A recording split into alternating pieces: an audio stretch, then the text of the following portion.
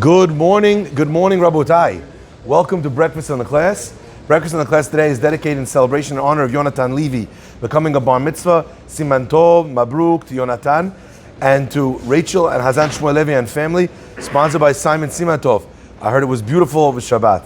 Also, the week of Breakfast in the Class is dedicated in loving memory to Nishmat Shelley's mother, Mago Bat Marie, sponsored by Shelley and Alberto Senado.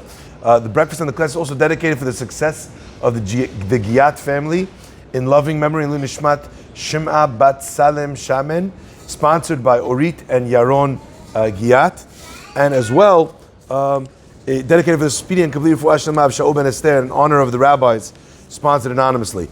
Also dedicated in loving memory in Nishmat Nuriel Sion Ben David Alevi, Alav Shalom. Condolences from the Lavi family from his grandson Robert Lavi, and as well dedicated for the speedy and complete Refuah Shlema for Rabbani Chana Bat Sima Fega and Rabbi Eli Abel Shemam Mazaf Tunei, and as well sponsored by A.B. Nissim, dedicated in honor of Sammy Sutton, and by Mark Lignato in honor of his and dedicated in honor of his new wife Yishtabach Shemo Susan, in celebration of their marriage, Mazal Tov, Siman Tov, and Mabruk, and in loving memory of Lillian Lee Rishti Aleh Shalom Nishpat Leah Bat Mazal, sponsored by her daughter Rabin Beta, and of course this entire week is dedicated in loving memory of Mrs. Lily Sefer Aleh Shalom Nishmat Leah Bat Chana, whose philanthropy has reached so many throughout the entire world. Her yard is coming up over this Shabbat. We'll do so many things in many places that are going to be done Le'ilui Le'inu Nishmatat. Finally, the week of Kobu, sponsored by David Yash, in honor of you and your substantial capacity to good, and today and every day. My friends, I want to share with you something very, very beautiful today. Something which speaks to the placement of this week's Haftarah. In the Haftarah, we read about a character, his name is Yiftach. Yiftach HaGil'adi. There's another famous Gil'adi. Who else? Eliyahu. Eliyahu, Navi, Eliyahu. Eliyahu, Gil'adi. He's from Gil'ad. So this was a place in Eretz Israel. And there's a fellow, his name is Yiftach. And Yiftach came from the city of Gil'ad. And it's the Haftarah that we read on Parshat Chukat. And the question is, why are we reading this Haftarah in this week's Parashah? Sounds like a lot of times there's a very distinct, very clear connection between those two things. And over here it doesn't seem immediately evident or obvious. I wanted to draw perhaps a lesson from this Haftarah being the Haftarah of Parashat Chukat, and we'll see in just a minute how connected it actually is. So let's review just the basics of the story. The story begins and tells us that Yiftach is he's a tremendous ish hayil. He's got unbelievable koach. Yiftach HaGiladi haya gibor hayil, very strong.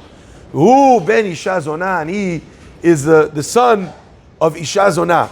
And the word Zonah can sometimes mean someone who is adulterous, who's not faithful, who's active in the oldest profession in the world, like they say. However, the commentators express that that's not what it means over here. It refers to the fact that he had another wife, a wife that was not held with chuppah v'kiddushin.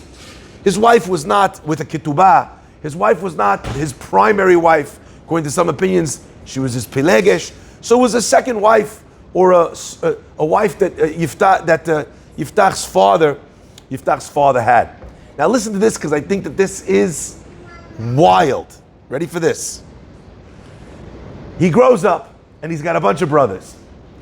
And the brothers decide, this guy, he comes from the other wife, another woman, he's not going to share in our inheritance. Why? Because he comes from Isha Acheret. Now, the Pasuk tells us that they told him, you're not going to have inherit with us. Bebet Avinu, vayivrach Yiftach mipnei echav. And Yiftach ran away from his brothers. Vayeshev be'eretz tov.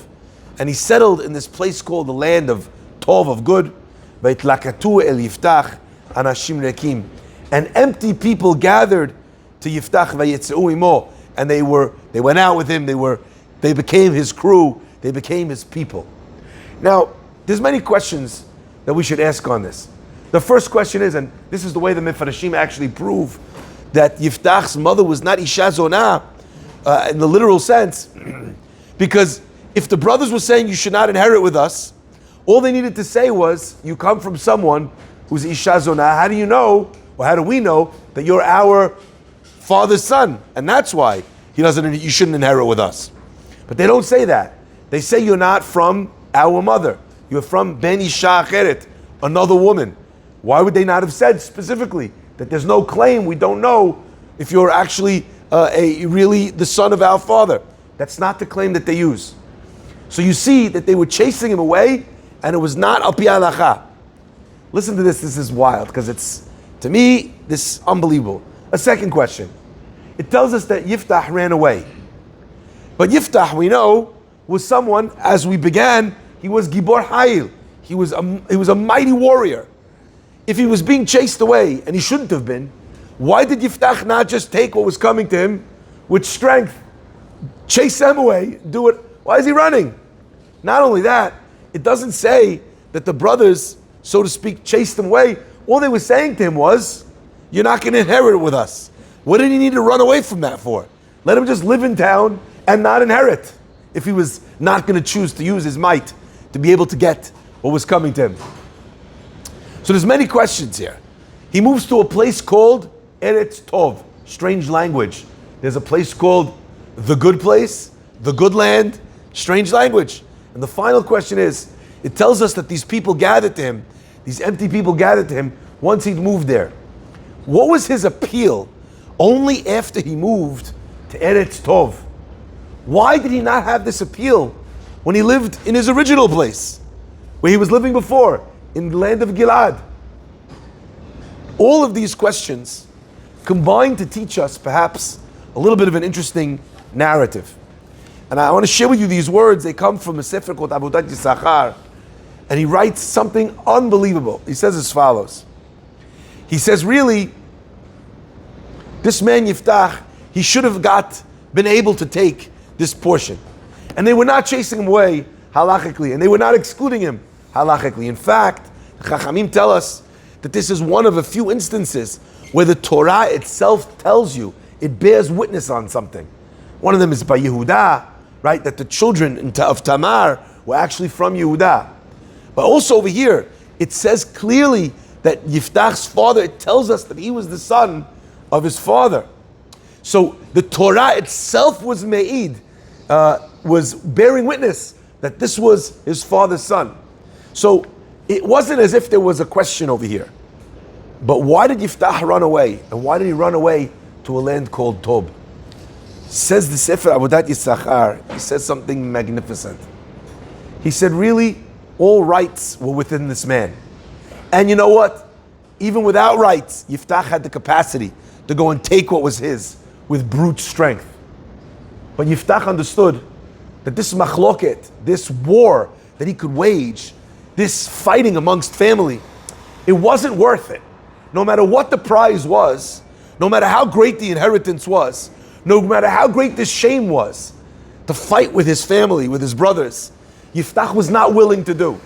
So even though he was Gibor Chayil, and he could have fought that fight, by the way, both with might and with halakha, according to this opinion, Yiftach was unwilling to do so.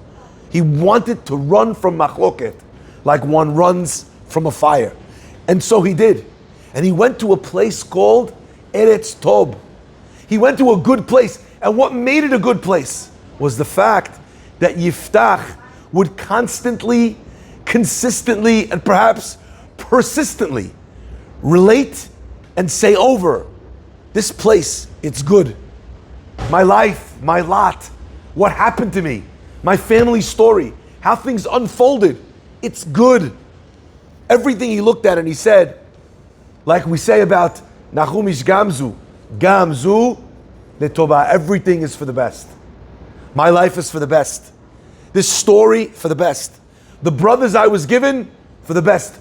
All of this, it's all for the best. And my friends, when you live your life that way, you know the place that you live in, the city you live in, the home you live in, the family you have, you know what it becomes? It becomes Eretz Tob. If that's the way you relate, if you're angry and bitter that this happened to you, then what happens? You poison the well and you poison everyone else around you. You live begeh, like there's a place called, by the way, I don't know if you know this, Gei Hinam. Did you know that? There's a place called Gei, the Valley of Hinam. Put those two words together, what is it? Gei Hinam. A person could live in a place that they made Gehinam, a personal hell crafted by the fact that they are constantly living in a victim mentality.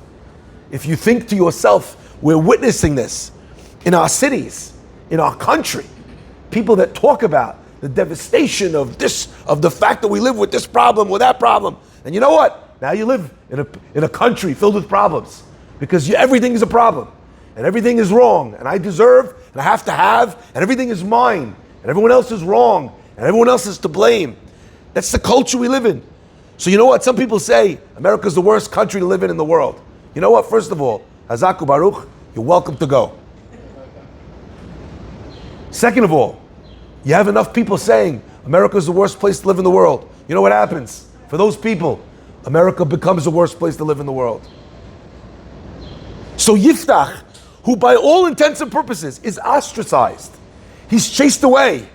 By all intents and purposes, he's cast away. By all intents and purposes, they take his inheritance from him. And he could have been angry and bitter and moved to Gehinam, But actually what happens? He has the opposite effect. He talks all the time about things are good. What happened? Your brothers, your family, good, it's good. Where does he live? He lives in Eretz Tob. Now listen to this, my friends. Suddenly, people start gravitating towards Yiftach. Yiftach before was not this guy. Yiftach before was a guy like anybody else. Maybe he was a mighty fellow. He was Ish Gibor Chayil. But his Gvura had not expressed itself in a way that he became a leader of men. When people saw the positivity that radiated from him, when people saw that he had turned a place into Eretz Tov, he had transformed the city around him. You know what people wanted? Everybody wanted a piece of this man. So people came to him, people that were empty. Says Avudat Yisachar, what were they empty of? They were empty of sorrow. They were empty of sadness. They were empty of blame. They were empty of victimhood. They were empty of everything. Everything's good.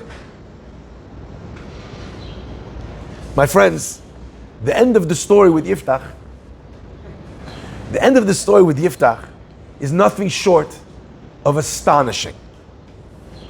Because the castaway, the Even Ma'asu Habonim, the stone that the builders had cast aside, Hayita L'Rosh Pinam, became the foundation stone. They get attacked by the king of Ammon. And the Jewish people at that time, the Ziknei Gilad, the elders of Gilad, come to Yiftach and they say, we need you. And he says to them, Halla, you need me. Now you need me. You threw me out. What do you need me for? Atem sinetem oti. You hated me. You want me now? And they said to him, you're right. We shouldn't have done that. But if you come back now, we will appoint you L'Rosh. We will appoint you to be the leader of all of the city of Gilad. Yiftach says, you're saying that I'll be the leader if I come back. I'll only take that position if I actually win the war. When I've won the war, then you could appoint me your head. Listen carefully. Yiftach, then actually, what happens? Goes to war. And he prays to God that they should be given in his hands. And he mentions again and again and again and again in his communique to the king that what God wills, God does. And what God decides is what's going to be.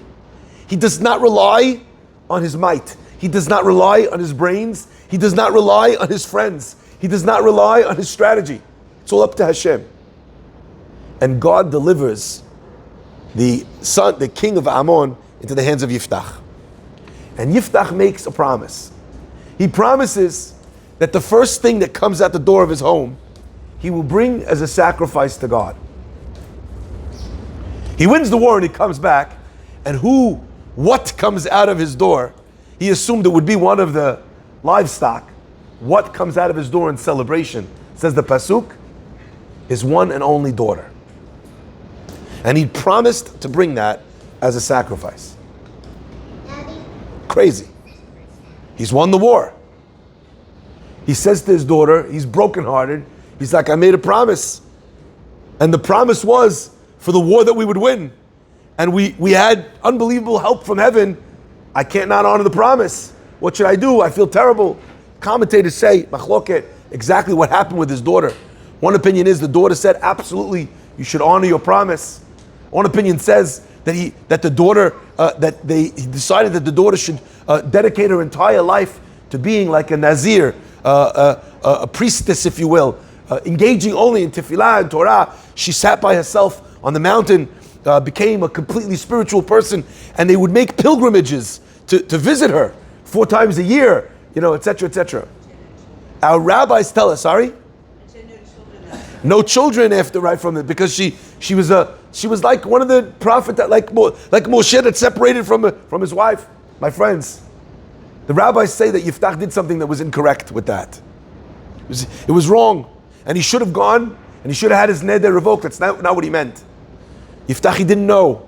But listen to the point I want to make.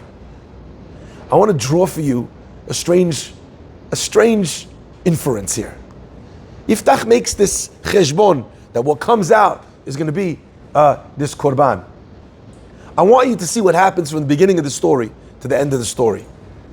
The beginning of the story is a bunch of brothers who look at the black sheep of the family and they say, who is this guy? He's not one of us. He comes from another woman. They throw him out. They discount him. They don't recognize what he brings to the table. My friends, in the final end of the story, Yiftach says whatever comes out is going to be a korban.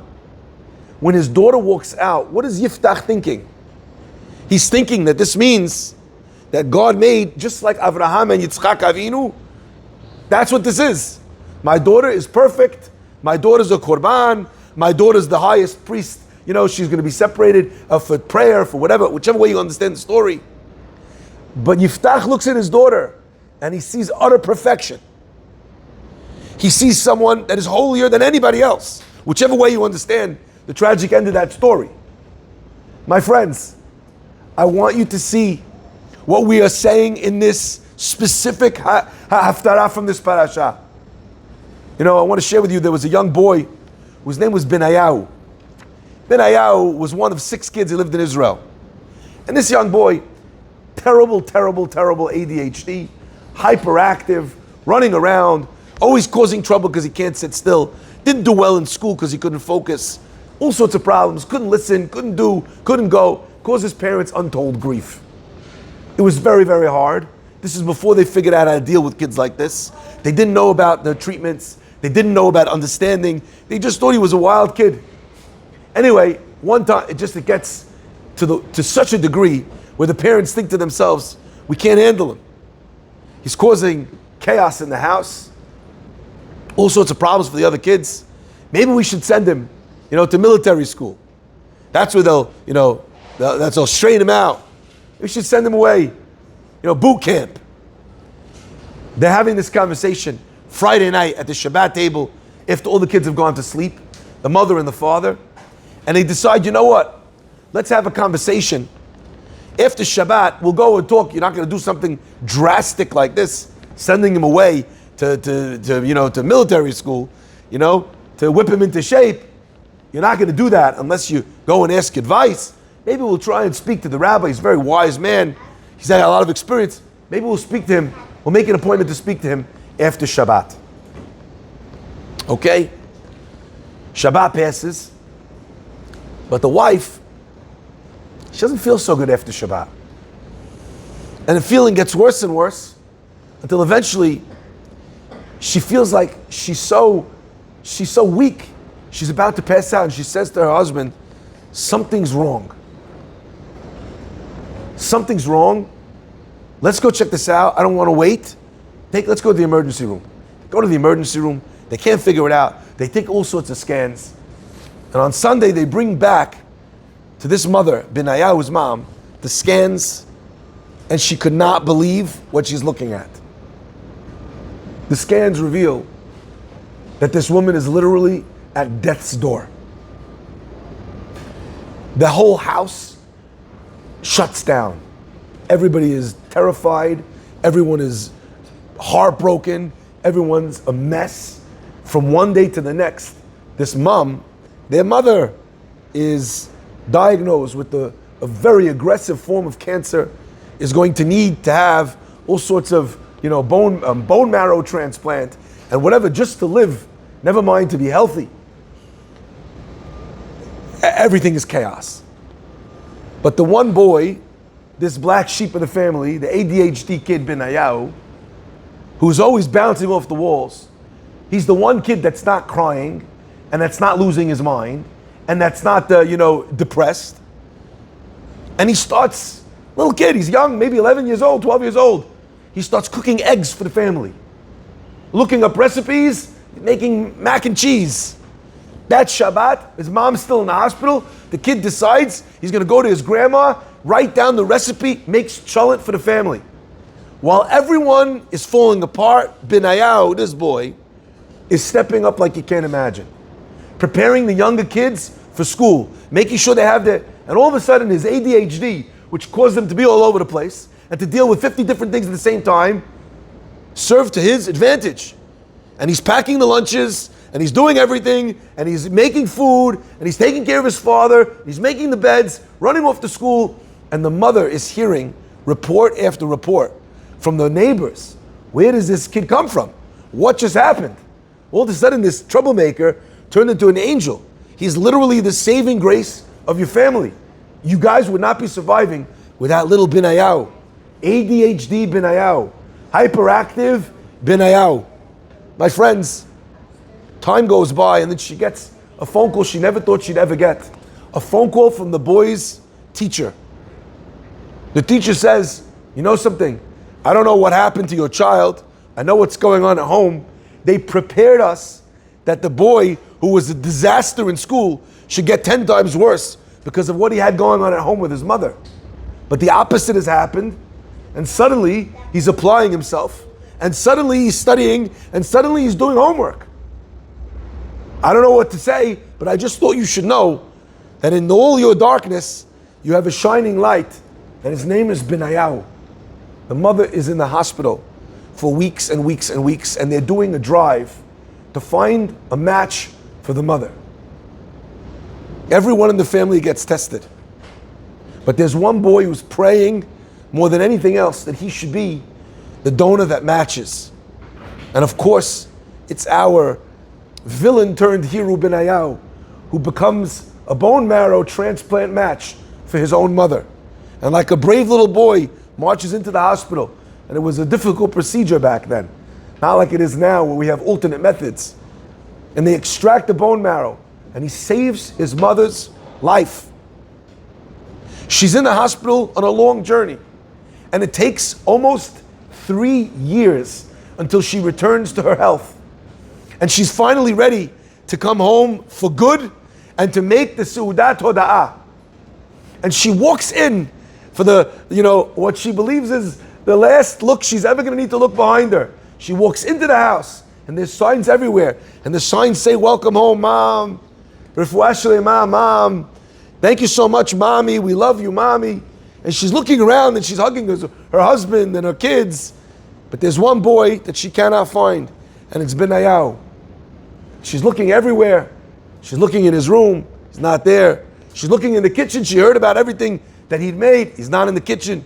She can't find this one son, the miracle turnaround son, the son that held up the whole family. She can't find him. She finally looks in her own bedroom, and she finds on the pillow, there's a letter. And the letter says, Le'ima, on front. It says, Tamami. And the boy writes in this letter, he says, Mom, I prayed so hard that I should be the one to be able to save your life. I tried so hard to be able to make food and to take care of the family when you weren't here. I tried so hard, Mom, because I thought maybe the reason why you were sick was because of me. Was because the type of kid that I was, and how much pain and how much suffering and how much chaos I brought into the family. So I wanted to at least do something, if I was the reason maybe you were not well, to make you better. And Hashem answered my prayers, and I was able to be the one. And I know you know how much I did. And I prepared a special surprise for you. There's a woman that's coming. I heard she sings beautifully, and she plays the guitar beautifully, and she raises everybody's spirits. And I paid for her out of my own allowance money, that she should come and make you happy. But please, Mom, if I've done good enough, please don't send me away to military school. Please don't send me away to boot camp.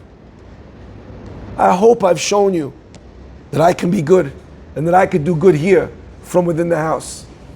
Love, Binayahu. Even ma'asu habonim hayital rosh pinah. The boy, like his personality, had been up that night, probably couldn't sleep, and he'd heard the entire conversation. What would they have done without this boy? What would have happened without this boy? The story would have been very different. Sometimes the black sheep is the black sheep in the family for a reason. Sometimes God puts a yiftach in a family for a reason. And oftentimes, those children, they can't see. And they see ben isha acheret. This one doesn't come from our mother. This one's not like us. He won't inherit our father's inheritance. He's not going to carry on in the Farhi way, in the Towel way, in the Dweck way, in the Rabinowitz way, in the whatever way. Not like us. Push him away. You're not one of us. You don't carry the name. You don't represent. You don't do things in the same way. You don't go to the same yeshiva. You don't fit in the same crowd. You don't have the same job. And they push the person away. But in the end, the Ziknei Gilad have to come back and say all this hatred that we had for you. There was a reason why you were different.